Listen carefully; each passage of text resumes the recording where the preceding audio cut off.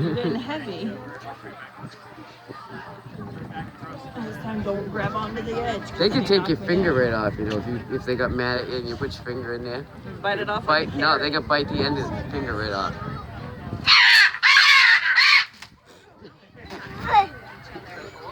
He got mad. Like, aw. He was picking at him. A feather fell off of him. Yeah, he lost a feather out of his tail.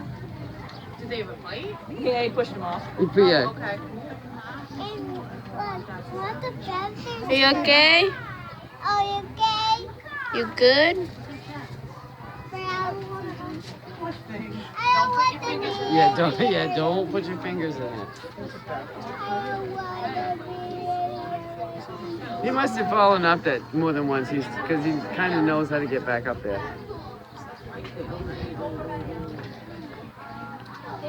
You mad now?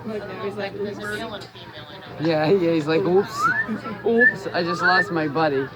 You feel bad now? Probably not, but he's trying to stay warm. See how he's fluffing up his feathers there? Yeah. He's trying to stay warm. He's a little chilly. Can't believe I got that on video. Oh, did you?